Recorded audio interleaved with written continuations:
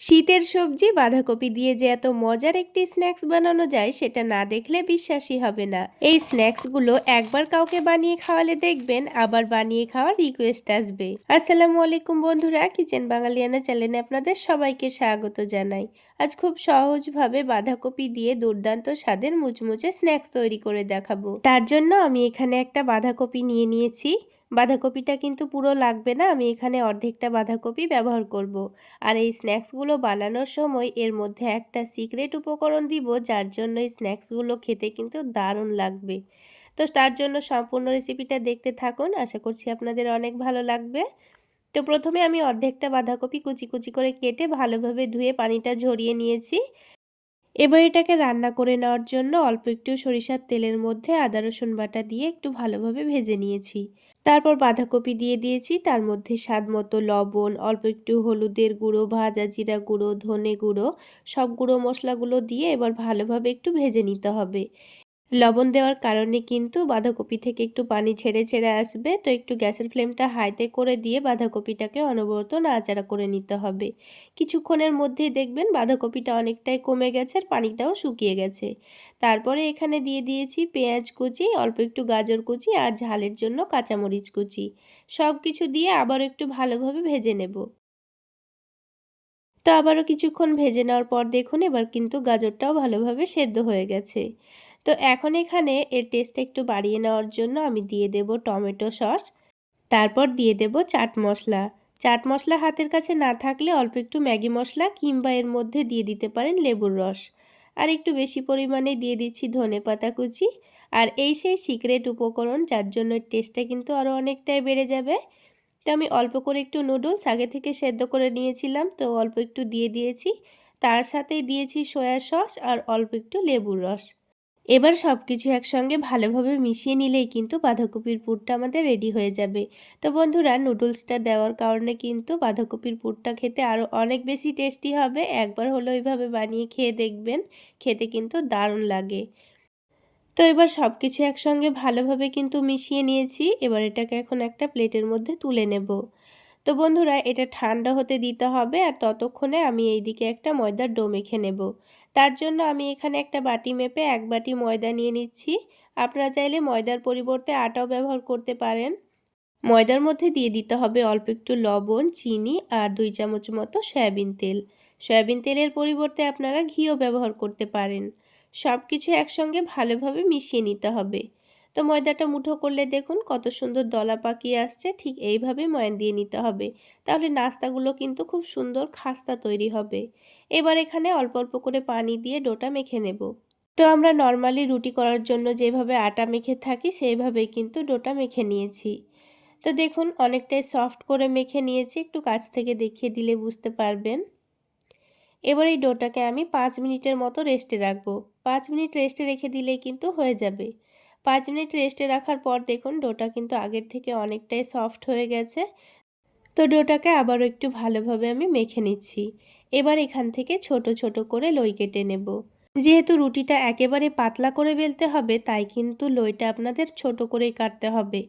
তো দেখুন আমি এখানে রুটিটা একেবারে পাতলা করে বেলে নেব। আপনারা দেখে নিশ্চয়ই বুঝতে পারছেন আমি একেবারে পাতলা করে বেলে নিয়েছি। তো ঠিক এইভাবেই কিন্তু আমি আরও একটা রুটি বেলে নিয়েছি। এবার এই রুটির ওপরে অল্প করে একটু তেল দিয়ে রুটির চারিদিকে ভালোভাবে মাখিয়ে নেব। তো রুটির চারিদিকে মাখানো হয়ে গেছে। এবার এখানে অল্প করে একটু ময়দা ছড়িয়ে দিচ্ছি। এবার যে আগে থেকে আরও একটা রুটি বেলে রেখেছিলাম, এবার এর উপর রেখে দিয়ে আবার এটাকে বেলে নিতে হবে। বেলে নেওয়ার জন্য এখানে আবারও একটু ময়দা ছড়িয়ে দিয়েছি। এবার যতটা সম্ভব পাতলা করে বেলা যাবে ততটা পাতলা করে বেলে নিতে হবে। যেহেতু আমি শিট তৈরি করছি তাই কিন্তু এটা পাতলা করেই বেলতে হবে। তো দেখুন অনেকটা কিন্তু রুটিটা বড় হয়ে গেছে। এবার এই রুটিটাকে হালকা গরম প্যানের মধ্যে দিয়ে হালকা করে উল্টে পাল্টে সেঁকে নিতে হবে। তার জন্য আমি প্যানটাকে হালকা করে গরম করেছিলাম আর এই রুটিটাকে উল্টে পাল্টে সেঁকে নিচ্ছি। দুই দিকটাই দেখুন হালকা কালার এসছে, এবার আমি তুলে নিয়েছি। আর দেখুন কত সহজে এই রুটিটা ছেড়ে আসছে। তো দুটো শিট কিন্তু আমাদের তৈরি করা হয়ে গেল। ঠিক একইভাবে আমি সবগুলো লই থেকে শিটগুলো বানিয়ে নিয়েছি। তো দেখুন কত সুন্দরভাবে এইভাবে ছেড়ে দিচ্ছে আর খুব অল্প সময়ের মধ্যে কিন্তু একেবারে পাতলা পাতলা শিট আমাদের তৈরি হয়ে গেল। এবার এটা থেকে কিন্তু আপনাদের যে কোনো পছন্দ মতো শেপে আপনারা স্ন্যাক্সগুলো বানাতে পারবেন। এবার স্ন্যাক্সগুলো বানানোর আগে একটা ছোট বাটির মধ্যে 3 চামচ নিয়ে নিচ্ছি ময়দা, আর তার সাথে দিয়ে দেব অল্প একটু পানি। এবার এটাকে কিন্তু একেবারে ঘন করে একটা ব্যাটার তৈরি করে নিতে হবে। পাতলা করে কিন্তু ব্যাটারটা তৈরি করবেন না, একটু ঘন করে ব্যাটারটা তৈরি করতে হবে। তো কেন ঘন করে তৈরি করতে বলছি সেটা আপনারা পরে বুঝতে পারবেন। একেবারে আঠালো থকথকে ঘন একটা ব্যাটার আমি তৈরি করে নিয়েছি। এবার আমি স্ন্যাক্সগুলো তৈরি করে নেব। তার জন্য একটা রুটি নিয়ে নিয়েছি। এবার এই রুটির মধ্যেখানে বাঁধাকপির পুরটা দিয়ে দেব। তো পুরটাকে রুটির নিচের দিকটায় লম্বা করে রেখে দিচ্ছি। আপনারা চাইলে পুরটা কমিয়ে কিংবা বাড়িয়েও নিতে পারেন। তো বাঁধাকপির পুরটা এক সাইডে রেখে দেওয়ার পর যে ময়দার ঘন মিশ্রণটা আমি বানিয়ে রেখেছিলাম সেটা আমি রুটির চারিদিকে গোল করে লাগিয়ে দেব। তো দেখুন রুটির চারিদিকে লাগিয়ে দেওয়া হয়ে গেছে। এবার আমি খুব সুন্দর করে রোল করে নেব। দুই দিকটাই অল্প করে ভাঁজ করে নিয়ে নিচের দিকটা থেকে ভালোভাবে ঘুরিয়ে ঘুরিয়ে রোল করে নিতে হবে। আর এই ব্যাটারটা ঘন করে তৈরি করার কারণ হলো খুব সুন্দরভাবে কিন্তু রোলটা সেটে যাবে। আর ভাজার সময় কিন্তু খুলে যাওয়ার কোনোই চান্স থাকবে না।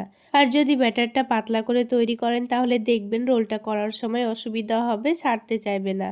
তো দেখুন বন্ধুরা, আরও একটি রোল কিন্তু আমাদের তৈরি করা হয়ে গেল।